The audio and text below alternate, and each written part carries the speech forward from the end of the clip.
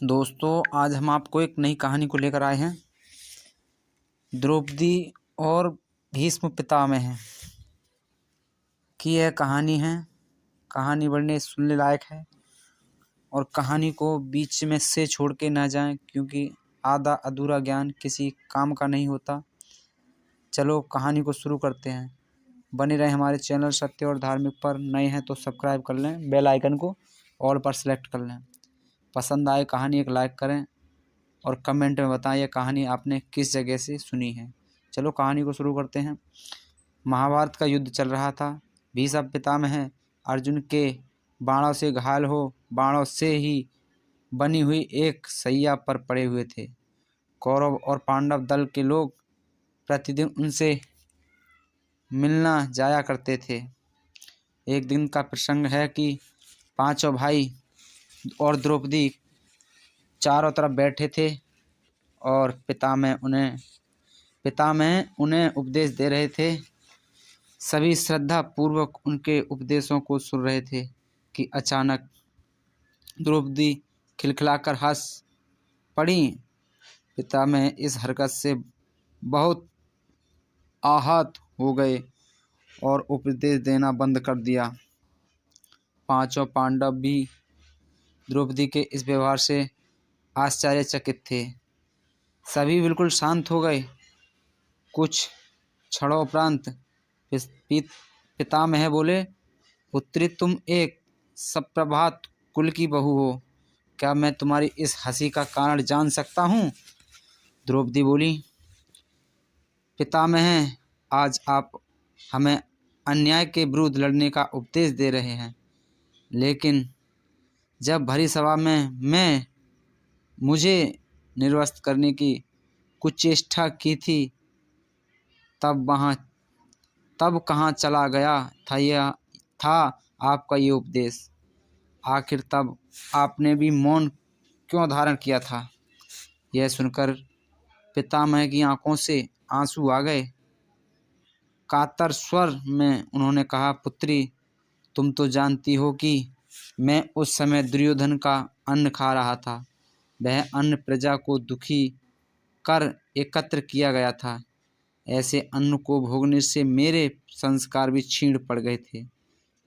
फलतः उस समय मेरी वाणी अवरुद्ध हो गई थी और अब जबकि उस अन्न से बना लहू बह चुका है, मेरे स्वाभाविक संस्कार वापस आ गए हैं और स्वतः ही मेरे मुख से उपदेश निकल रहे हैं। बेटी जो जैसा अन्न खाता है उसका मन भी वैसा हो जाता है। तो दोस्तों, यह थी द्रौपदी और भीष्म पितामह की एक कहानी। इस कहानी से आपने क्या सीखा, हमें कमेंट कर अवश्य बताएं। इस कहानी से आपको क्या सीख मिलती है, हमें कमेंट कर बताएं और हमारे चैनल को सब्सक्राइब कर लें और बेल आइकन को ऑल पर सेलेक्ट कर लें।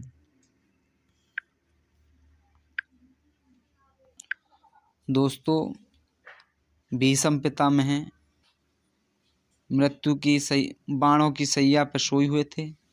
वो उनका कर्म था, क्योंकि जो कर्म करता है उसे हर हालत में भोगना पड़ता है। भीष्म पितामह कभी किसी टाइम पर रास्ते से जा रहे थे।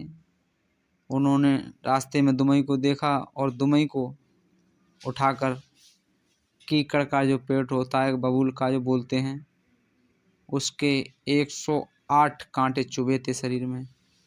वही भीष्म पितामह के बाणों की सैया पर सोना पड़ा था। जितने दिन में उस सर्फ के तड़प तड़प कर प्राण निकले थे, उसी तरह भीष्म पितामह भी कराए थे, तड़प तड़प कर उनके प्राण निकले थे।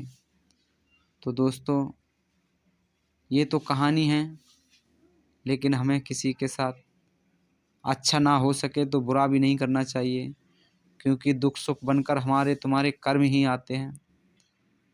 दुख सुख कहीं अलग नहीं है, ये सब दुख सुख हमारे तुम्हारे कर्मों का फल होता है।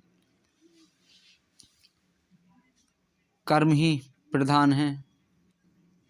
कर्म ही सर्वोपरि है। जो जैसा करेगा वो वैसा भरेगा। अगर हम खेत में गेहूँ डाल दें तो हमें एक दिन एक दाने का 50 से लेकर 100 दाने मिल जाएंगे। तो 50 से 100 गुना होता है अच्छा कर्म करते हैं तो। और बुरा करते हैं तो हमें उसका परिणाम भुगतना पड़ता है। पता नहीं कब तक भुगतना पड़े। तो इसीलिए मेरा कहना है कि आप किसी को सही रास्ते पर ना ले जा सको तो उसे गलत रास्ते पर मत छोड़ना, उसको गलत रास्ते पर मत भटकाना, क्योंकि वो समय आएगा उस रास्ते पर तुम नहीं चल पा रहे थे उस रास्ते पर तुम जाना नहीं चाहते थे, वो रास्ता तुम्हारे कर्मों से